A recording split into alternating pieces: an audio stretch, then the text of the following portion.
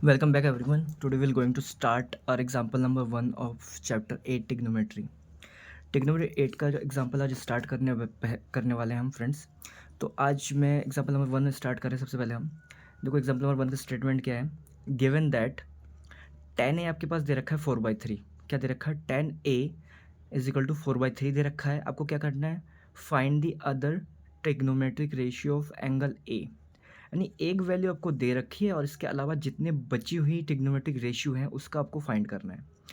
तो हमें पता है कि मेरे पास तो 6 ट्रिग्नोमेट्रिक रेशियो होते हैं, उसमें से एक गिवन है, तो बाकी और कितने फाइंड करने हैं? 5 और फाइंड करने हैं. अब उनको फाइंड कैसे करा जाता है तो चलिए देखते हैं कैसे फाइंड करेंगे हम. तो ट्रिग्नोमेट्रिक रेशियो फाइंड करने के लिए आपको कुछ नहीं करना है. सबसे पहले आपको कुछ चीज़ें ध्यान में रखनी है. जैसे इसमें tan a गिवन है, ठीक है. तो सबसे पहले आपको एक बनाना है right angle triangle. Right angle triangle बना दिया. अब उसको चाहिए होगा आपका एक फॉर्मूला. ये है रफ काम, PBP, जो आपको मैंने इंट्रोडक्शन पार्ट में बताया था, HHB, ये होता है फॉर्मूला. ठीक है. अब जैसे यहाँ पे दे रखा है 10, मुझे पता है ये पहली वाली वैल्यू होती है साइन की, दूसरी कॉस की और तीसरी होती है tan की. अब जैसे यहाँ पे 10 दे रखा है तो 10 का ही फॉर्मूला ढूंढोगे कि 10 का मतलब क्या होता है. तो 10 का मतलब होता है P/B. क्या होता है? P/B. यानी ऊपर वाली जो वैल्यू है वो P की है, नीचे वाली B की है.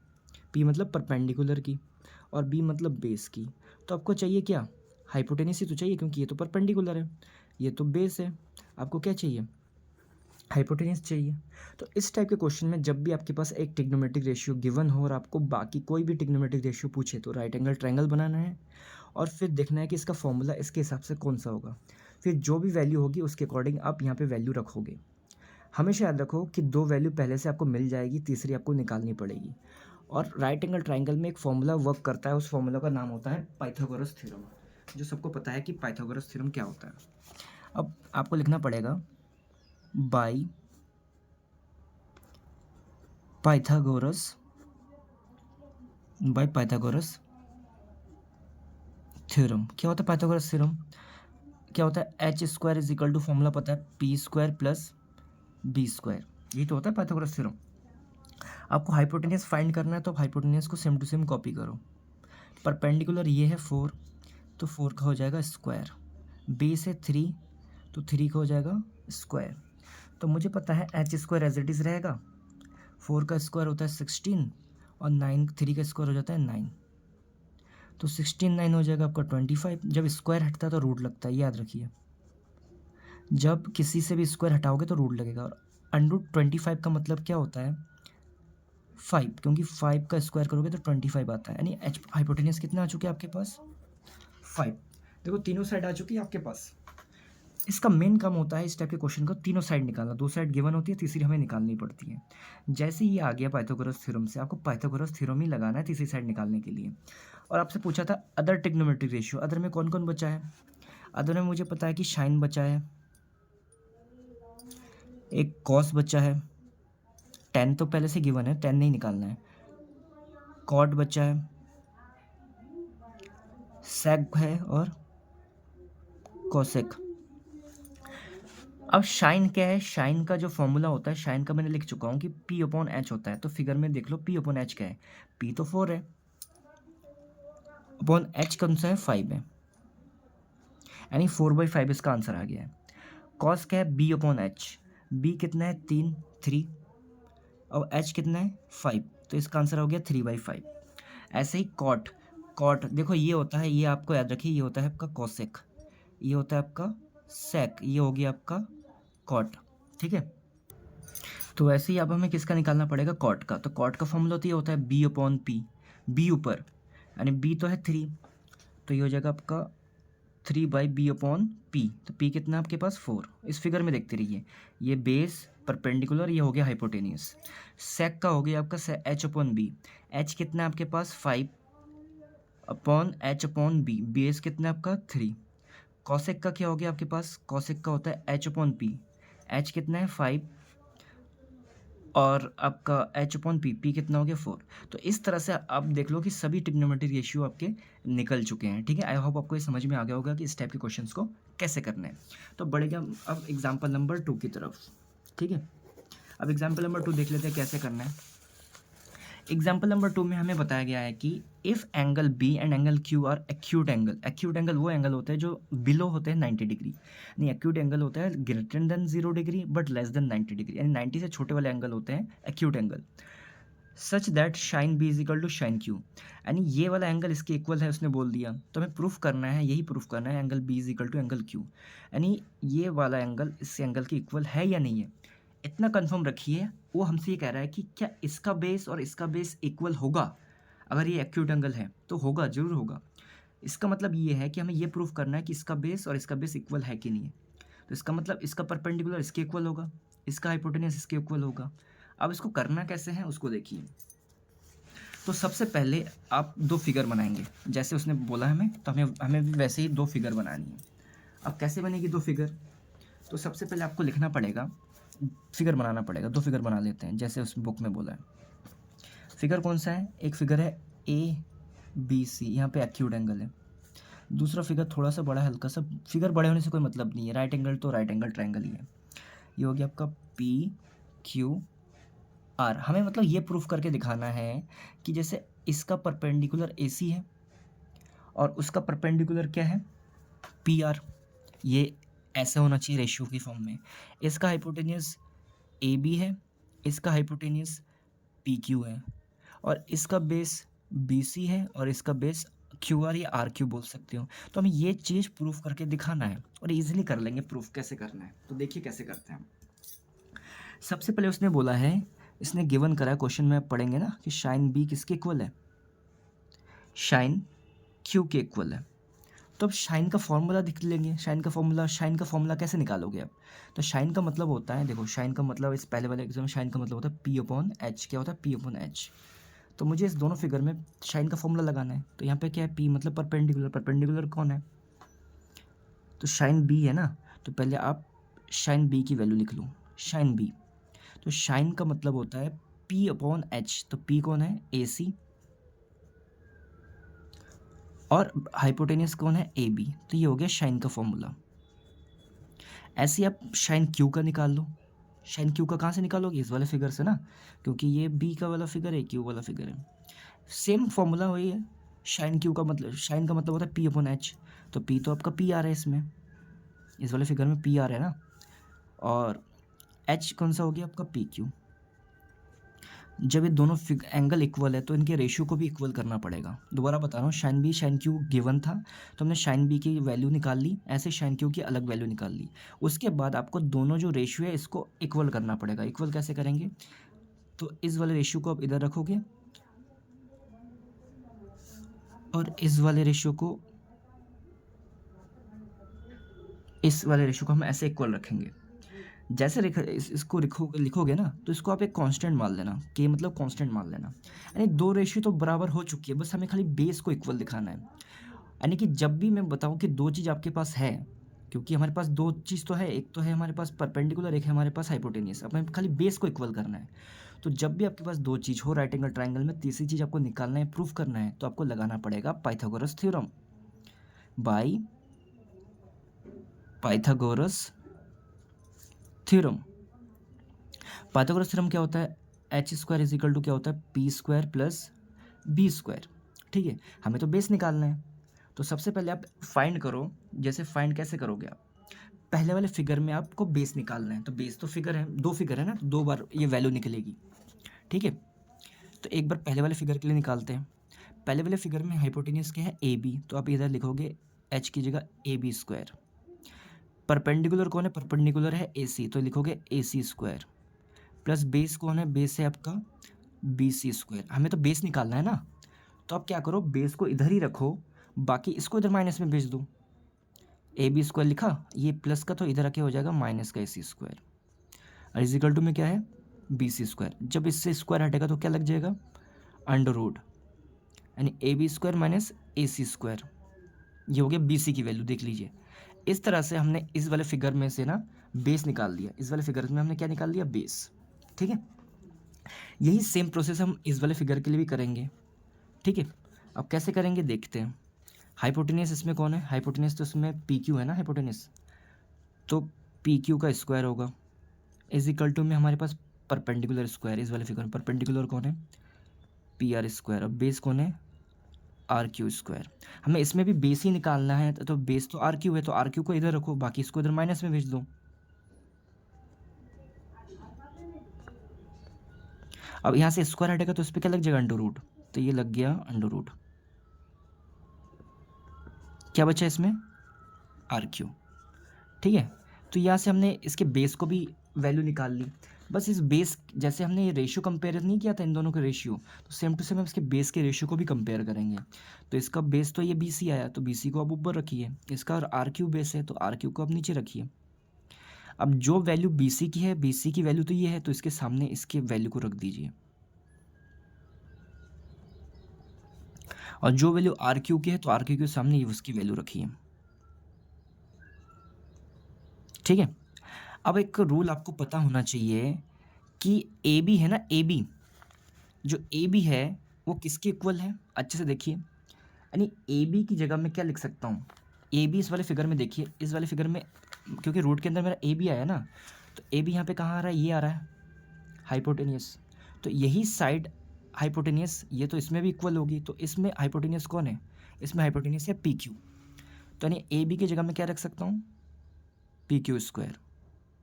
ठीक है, माइनस ए सी लिखा हुआ है यहाँ पे, ए सी, तो ए सी इस वाले फिगर में कौन है, ए सी तो परपेंडिकुलर है, तो यही सेम वैल्यू परपेंडिकुलर इसमें कौन है, पी आर, तो इस ए सी की जगह आप पी आर लिख सकते हो। और अपॉन में क्या है, ये इसको चेंज मत करना, बस खाली इसको चेंज किया, तो P Q square minus P R square. अब देखो दोनों ब्रैकेट सेम बन गए, तो इससे ये ब्रैकेट कट गया, तो कितना बचा, वन, वन यानी कि कांस्टेंट बचा हमारे पास, यही तो बचा। तो इससे पता चल रहा है कि क्योंकि ये दोनों भी कांस्टेंट है, तो इसका बेस भी कांस्टेंट आ गया, जब ये भी कांस्टेंट आ गया इसका मतलब इसका रेशियो भी इक्वल होगा। तो इसको आप ऐसे लिख लो, A C upon A B is equal to P R upon P Q. अब इसका बेस कौन है, B C upon R Q, ये सारा किसके इक्वल है, कांस्टेंट के इक्वल है। तो इस तरह से हमने इसको प्रूव कर दिया। ठीक है, आई होप को समझ में आ गया होगा इसको कैसे करना था। ठीक है, अब बढ़ेंगे हम नेक्स्ट एग्जाम्पल की तरफ। अब हम करने वाले example number third. Example number third को अच्छे से पढ़ेंगे, बहुत इंपॉर्टेंट क्वेश्चन है, ये सीबीएसई बहुत बार पूछ सकता है, पूछता भी है। Consider triangle A C B, अच्छे से पढ़िए, consider triangle A C B, right angle at C. Right angle at C का मतलब क्या होता है कि ये जो इस परपेंडिकुलर लाइन में ये डब्बा, यानी यहाँ पे 90 डिग्री है, यानी सी को आपको यहाँ लिखना है, इसका मतलब हो गया सी को आपको यहाँ लिखना है। अगर बोलता राइट एंगल एट बी, तो आपको बी को यहाँ लिखना पड़ता है। ठीक है, अब उसमें ए बी दे रखा है 29, तो ए बी 29 रख दिया गया है, बी सी 21 है तो बी सी 21 रख दिया है। अब आपको क्या चाहिए होगा, मैंने आपको इससे पहले वाले एग्जांपल में कहा था, जब भी आपके पास राइट एंगल ट्रायंगल में दो वैल्यू आती है और तीसरी निकालनी है, तो तीसरी किससे निकलेगी, पाइथागोरस थ्योरम से। तो हम इस फिगर में पाइथागोरस थ्योरम लगाएंगे, और तीसरी फिगर में तीसरी साइड की जो वैल्यू आ जाएगी, बस हमारा मेन काम वही है कि तीसरी साइड की वैल्यू निकालना। जैसे तीसरी साइड की वैल्यू आ जाएगा, फिर हम ये दोनों पार्ट्स ईजिली निकाल सकते हैं। ठीक है, कैसे निकलेगा आप देखिएगा कैसे निकलेगा। तो उसने बोला राइट एंगल एट सी, तो आपको एक राइट एंगल ट्राइंगल बना लेना है। ठीक है, तो राइट एंगल सी का मतलब सी यहाँ लिखना है, ए यहाँ पे और बी यहाँ पे। तो उससे पहले उसने कुछ वैल्यू गिवन करा है, यानी आपको ए भी गिवन है 29, ए भी तो ये है, तो 29 इधर लिख लो। ठीक है, उसके बाद उसने बी सी भी गिवन कर रखा है 21, तो 21 अब यहाँ लिख लो। आपको क्या चाहिए, हाइपोटेनस ही तो चाहिए। तो जब भी पता है आपको कि किसी भी राइट एंगल ट्राइंगल में दो साइड गिवन होती है और तीसरी निकालनी पड़ती है, तीसरी कोई भी हो, तो आपको लगाना है by Pythagoras theorem, by Pythagoras theorem. Formula क्या होता है, H square is equal to P square plus B square, यही तो होता है, होता नहीं होता है। आपको हाइपोटेनस निकालना है, तो जो भी निकालना होता है उसको सेम टू सेम लिखा जाता है। परपेंडिकुलर क्या है 29, तो यहाँ पे लिखो 29 का स्क्वायर, बेस कितना है 21, तो 21 का स्क्वायर।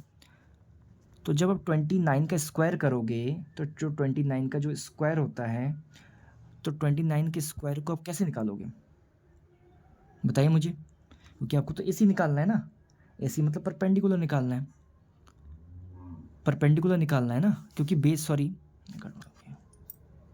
एक छोटी सी मिस्टेक हो गई फ्रेंड्स, इसमें हमें क्या निकालना था, ये हाइपोटेनस तो गिवन है, हमें परपेंडिकुलर निकालना था, यानी परपेंडिकुलर निकालना था। इसको आप ऐसे लिखिए, H square is equal to P square plus B square, तो हाइपोटेनस दे रखा है 29, तो इधर लिखो 29 का स्क्वायर। परपेंडिकुलर निकाला, परपेंडिकुलर को एज इट इज, बेस है 21 तो 21 का स्क्वायर। अब मैं 21 को इधर भेजूंगा तो क्या हो जाएगा 29 स्क्वायर माइनस 21 स्क्वायर। स्क्वायर मत करना, मैं आपको बता रहा हूँ कैसे करना है ट्रिक। अब स्क्वायर हटेगा तो क्या लग जाएगा अंडर रूट 29 का स्क्वायर माइनस 21 का स्क्वायर, इधर बचा है पी। अब आपको एक रूल पता है कि एक फॉर्मूला पता है कि ए स्क्वायर माइनस बी स्क्वायर का जो फॉर्मूला होता है वो होता है ए प्लस बी और एक होता है ए माइनस बी। यानी एक बार अभी 29 और 21 को ऐड करना है और एक बार इन दोनों को सब्ट्रैक्ट करना है। तो कैसे करेंगे आप इनको, एक बार ऐड और एक बार सब्ट्रैक्ट, तो देख लीजिए। अब मैं अगर 29 और 21 को मैं अगर ऐड करता हूँ तो 29 और 21 को ऐड करने पे आ जाएगा 50, ठीक है, क्योंकि दो ब्रैकेट मल्टीप्लाई में है। और जैसे इन दोनों को मैं सब्ट्रैक्ट करूंगा तो कितना आ जाएगा 8। तो 58 की जब, क्योंकि दोनों मल्टीप्लाई में है तो 58 जा 400 हो जाएगा मल्टीप्लाई। अब मुझे पता है कि 400 किसका होता है, 420 का होता है स्क्वायर। यानी कि हमका जो परपेंडिकुलर है वो कितना आ चुका है 20, ठीक है। आई होप आपको ये समझ में आ गया होगा। या जनरल मेथड आप कर सकते हैं 29 का स्क्वायर करके उसमें 21 का स्क्वायर को माइनस करोगे तो 400 ही बचेगा, और 400 किसका होता है 20 का होता है, ठीक है। इस तरह से अपनी वैल्यू निकाल ली। लेकिन हमें क्वेश्चन में क्या बोला है, लेकिन हमें क्वेश्चन में दो पार्ट दे रखा है उसने। पहला पार्ट में हमें प्रूफ करना है cos square theta plus sine square theta की वैल्यू कितनी आने वाली है। तो स्क्वायर आप पहले भूल जाओ, स्क्वायर से कोई मतलब नहीं है। आपको एक फॉर्मूला पता होना चाहिए पी बी पी, बार बार वही बोल रहा हूँ एच एच बी। तो यहाँ से मुझे बताइए कि कॉस की क्या फॉर्मूला होता है। कॉस का फॉर्मूला होता है B upon H, B upon H. तो बी अपॉन एच कहाँ से निकलेगा, यहाँ से निकलेगा। बी तो बेस है 21 और एच कितना है 29। अब इसके ऊपर स्क्वायर है तो इसका मतलब इसमें भी स्क्वायर लगना है। ऐसे शाइन का क्या होता है पी अपॉन एच, तो पी इसमें कितना है, पी है 20 और एच कितना है आपके पास 29, तो इसका भी तो स्क्वायर ही होगा, ठीक ना। अब मुझे पता है कि जो 21 का जो स्क्वायर होता है वो 21 का जो स्क्वायर होता है वो होता है 441। 29 का जो स्क्वायर आप कर सकते हो 29 का होता है आपका 841। ऐसे 20 का स्क्वायर होता है 400 और 29 का स्क्वायर होता है 841। जब भी आपका डिनोमिनेटर सेम हो तो डिनोमिनेटर को एक बार लिखा जाता है, बीच में अगर प्लस है तो ऊपर वाले दोनों को ऐड कर दो। इन दोनों को जैसे ऐड करोगे ये भी आ जाएगा 841। सेम सेम चीज जब कट जाती है तो आंसर में आता है 1।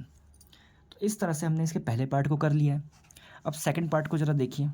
सेकंड पार्ट में लिखा है आपका यही सेम चीज़ लिखा है cos square theta minus sine square theta, यानी सेम चीज़ को आपने ऐड करा था, ठीक ना। अब सेम चीज़ को आप सब्ट्रैक्ट करना पड़ेगा, नहीं कि आंसर तो आपका ये आएगा ना 441 जैसे स्क्वायर करोगे खत्म होने के बाद।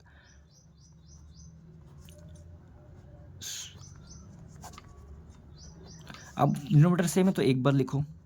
अब दोनों को सब्ट्रैक्ट करोगे 441 में से अगर 400 चला गया तो आपका कितना बचा 41 ही तो बचेगा। तो इस तरह से आपका ये आंसर हो गया।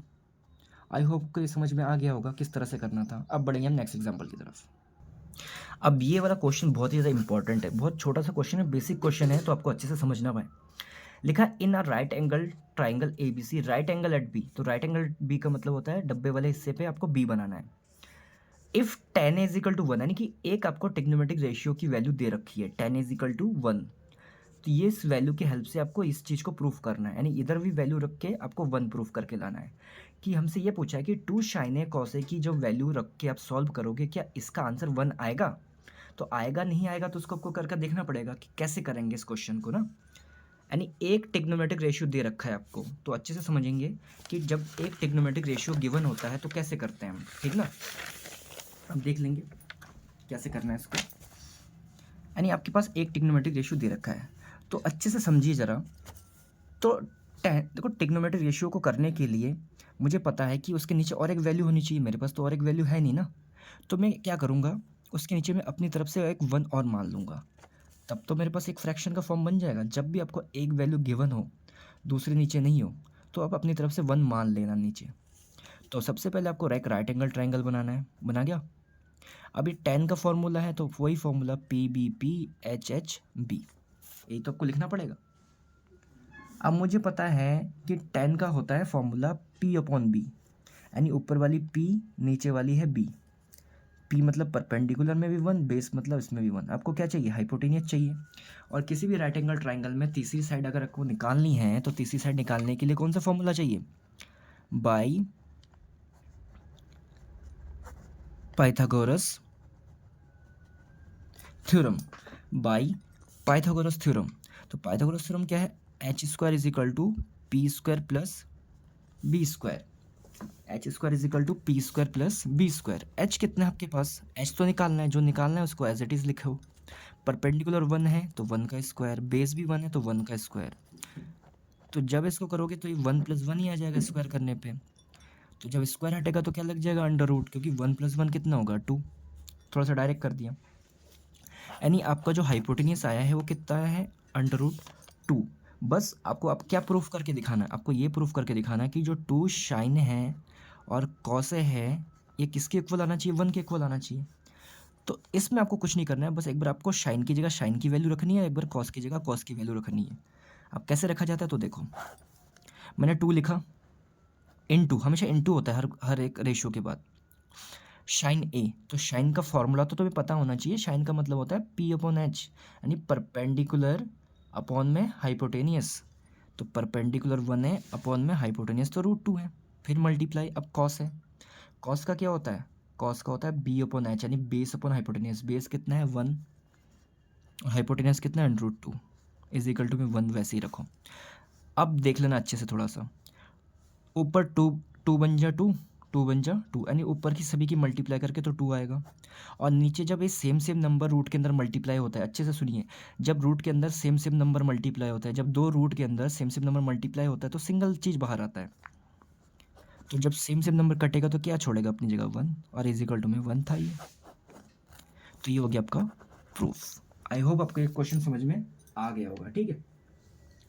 अब हम बढ़ेंगे क्वेश्चन एग्जाम्पल नंबर 5 की तरफ, जो इसका है एग्जाम्पल नंबर 5। एग्जाम्पल नंबर 5 क्या है, अच्छे से इसके स्टेटमेंट को एक बार देखेंगे।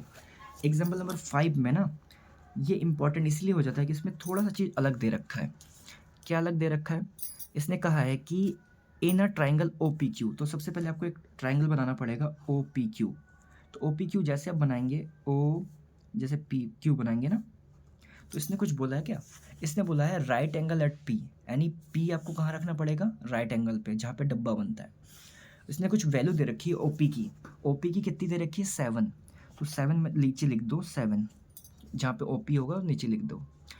उसने दूसरी वैल्यू दे रखी है ओ क्यू माइनस, यानी ओपी दे रखी है इसने 7, और दूसरा हिंट क्या दे रखा है ओ क्यू और उस माइनस पी क्यू, ये कितना दे रखा है 1। और आपसे पूछा है determine the value of shine Q and cos Q. किसकी किसकी वैल्यू पूछी है आपको, शाइन क्यू और कॉस क्यू की वैल्यू पूछी है, यही तो पूछा है ना आपसे। अब हम इसकी वैल्यू निकालेंगे कैसे, तो उसको देखते हैं कैसे निकलेगा इसकी वैल्यू, ठीक है। अब अच्छे से समझेंगे इसको कैसे करना है इसको। तो सबसे पहले आप जो राइट एंगल ट्राइंगल दे रखा है, इसमें तो हमारे पास एक चीज़ है ना, अगर मैं इस राइट एंगल ट्राइंगल पे वैल्यू पाइथागोरस थ्योरम लगाऊं, ठीक है, अच्छे से थोड़ा देखिएगा। अगर मैं पाइथागोरस थ्योरम लगाऊं सिंपल वे में, फॉर्मूला क्या है, फॉर्मूला तो ये होगा H square is equal to P square plus B square, यही तो होगा, होगा कि नहीं होगा। अब मुझे पता है इसमें हाइपोटेनियस तो क्या है ओ क्यू, हाइपोटेनियस है ओ क्यू, तो यहाँ पे लिखो आप ओ क्यू स्क्वायर। परपेंडिकुलर क्या है पी क्यू स्क्वायर, और बेस क्या है ओ पी लिखो या पी ओ लिखो, उसका स्क्वायर, यही तो है। अब जरा ध्यान से देखिए, पहला आ गया ओ क्यू, क्या आप इससे ओ क्यू की वैल्यू निकाल सकते हो, ओ क्यू है ना, मुझे ओ क्यू चाहिए, तो ओ क्यू में निकाल सकता हूँ। मैंने ओ क्यू को यहाँ ही रख दिया, ये जो माइनस पी क्यू है उधर चला गया, तो क्या बन गया 1 प्लस पी क्यू, यानी ओ क्यू की वैल्यू मैंने क्या निकाल लिया ये, यानी ओ क्यू की जगह मैं अब क्या रख सकता हूँ 1 प्लस पी क्यू रख दिया ओ क्यू की जगह, और उसके ऊपर स्क्वायर है तो इधर भी स्क्वायर लगना है, और फिर है पी क्यू, ठीक है। अब पी क्यू आपको क्या करना होगा, पी क्यू, तो पी क्यू को आप एज इट इज रखो। ओपी कितना है आपके पास, ओपी है देखो, ओपी आपके पास कितना है 7, तो 7 का स्क्वायर। आप कुछ मत करो, जस्ट इसका स्क्वायर खोल दो, क्योंकि ए प्लस बी का होल स्क्वायर बन रहा है, A square plus B square plus 2ab, is equal to में है पी क्यू स्क्वायर और प्लस 7 का स्क्वायर करोगे तो 49। अब ध्यान से देखो सेम सेम चीज़ है, पी क्यू स्क्वायर से ये पी क्यू स्क्वायर ऐसे कैंसिल आउट हो सकता है क्योंकि ये भी प्लस में है ये भी प्लस में है। जब सेम चीज़ें होती है सेम सिंबल होता है तो ऐसे कैंसिल आउट हो जाते हैं। अब ये +1 है, जब उधर जाके 49 से माइनस होगा, +1 जब उधर जाएगा 49 से माइनस होगा तो क्या बचेगा, तो 48 ही तो बचेगा। और यहाँ से फिर 2 से इसको कट नहीं कर सकते हम, तो P Q is equal to क्या आ जाएगा 24। अच्छे समझिए पी क्यू कितना आ चुका है 24, यानी ये पी क्यू आ गई आपकी 24। अब अगर मैं इस 24 को उठा के यहाँ पे रख दूँ इस पी क्यू की जगह, पी क्यू की जगह में अगर मैं 24 रख दूँ तो 24 और ये +1 मिलके क्या बन जाएगा 25। वो किसका वैल्यू आ जाएगा, ओ क्यू नहीं आ जाएगा। हमने किसकी वैल्यू कहाँ रखी, हमारे पास एक रिलेशन है कि O Q is equal to क्या है 1 + पी क्यू है। तो अभी तो हम निकाल चुके हैं 1 तो एज इट इज़ है, पी क्यू की वैल्यू तो निकाल चुके हैं 24, तो ये हो गया 25। ये किसकी वैल्यू है, ये है ओ क्यू की वैल्यू है 25। आई होप आपको ये समझ में आ गया होगा किस तरह से इसकी वैल्यू निकालनी थी। लेकिन क्वेश्चन ने हमसे पूछा क्या है, क्वेश्चन ने हमसे पूछा है कि मुझे बता दो कि साइन क्यू की वैल्यू क्या है और कॉस क्यू की वैल्यू क्या है। तो मुझे पता है कि क्यू तो यहाँ पे लिखा हुआ है, हमेशा याद रखिए। तो क्यू जो साइन का फॉर्मूला है, और साइन का फॉर्मूला क्या है P B P H H B. तो साइन का जो फॉर्मूला होता है वो होता है पी अपॉन एच, यानी परपेंडिकुलर अपॉन हाइपोटेन्यूस। परपेंडिकुलर होता हो इसके हिसाब से ये हो रहा है 24। लेकिन थोड़ा समझने के ऊपर है कि जहाँ पे आपका ये एंगल देगा, जिस एंगल पे आपसे पूछेगा, किस एंगल पे पूछा है, क्यू एंगल पे पूछा है, तो हमेशा याद रखी है। तो जिस एंगल पे पूछा है उस एंगल का जो सामने वाला साइड होगा वो हो जाता है आपका परपेंडिकुलर, याद रखिए। हाइपोटेनस में कोई चेंजेस नहीं है, हाइपोटेनस तो हाइपोटेनस की जगह रखेगा। किस एंगल पे पूछा है, क्यू पे पूछा है, तो क्यू के सामने कौन है, ये बेस, लेकिन बेस नहीं होगा, अब ये हो जाएगा आपका परपेंडिकुलर, और जो परपेंडिकुलर था आपका हो जाएगा बेस, उल्टा हो जाएगा। तो वैसे फॉर्मूला क्या होता है पी अपॉन एच ही होता है, लेकिन परपेंडिकुलर आप मेरा ये नहीं है, ये नहीं है परपेंडिकुलर, परपेंडिकुलर कौन है, बेस है हमारा। तो ये हो जाएगा 7 और हाइपोटेनियस कितना है 25। समझे। दूसरा में क्यू पे पूछा, वही क्यू पे पूछा है, तो क्यू के सामने वाला जो बेस था वो बेस नहीं है, अब क्या है, अब वो कितना हो गया, अब क्यू पे पूछा है। लेकिन कॉस का पूछा है, अब कॉस का फॉर्मूला क्या है B upon H, base upon hypotenuse, base upon hypotenuse, तो बेस तो हमारा ये होना चाहिए, लेकिन बेस तो ये नहीं है। अब ये जो है परपेंडिकुलर, बेस तो अब हमारा ये है ना, जो परपेंडिकुलर उल्टा हो गया है। बेस हमारा कौन सा है, बेस तो हमारा परपेंडिकुलर है 24 अपॉन परपेंडिकुलर जो है, परपेंडिकुलर ये थोड़ी ना है, परपेंडिकुलर तो ये है, परपेंडिकुलर ये हो गया आपका, sorry 25, sorry base upon hypotenuse है ना, हाइपोटेनियस 25 हो गया। दोबारा समझा रहा हूँ उसको मैं, आपको जिस एंगल पे पूछे पहले वो एंगल ढूंढ लो। एंगल देखो यहाँ पे है ना, तो इस एंगल के सामने वाली जो साइड है वो तो बेस है, लेकिन वो बेस नहीं होगा, वो बेस नहीं होके क्या होगा, वो अब ये आपकी परपेंडिकुलर बन जाएगा, और जो परपेंडिकुलर था वो आपका बेस बन जाएगा। हाइपोटेनियस फिक्स है, ये हमेशा हाइपोटेनियस फिक्स रहेगा, फिक्स्ड है ये, ठीक है। बस आपको इतना ध्यान रखना है। तो पी अपन एच था, पी तो मेरे हिसाब से ये होना चाहिए था, लेकिन ये ना है, ये तो बेस है। अब पी आपका ये हो गया तो ऊपर रख दिया, और हाइपोटेनियस आपका फिक्स है तो 25 रख दिया। आई होप आपको ये समझ में आ गया होगा फ्रेंड्स। मैं आपसे रिक्वेस्ट करना चाहूँगा कि अभी तक अगर इसने आपने इस चैनल को सब्सक्राइब नहीं किया, प्लीज़ चैनल को सब्सक्राइब कीजिए, ज़्यादा से ज़्यादा लोगों तक शेयर कीजिए, कमेंट जरूर कीजिए।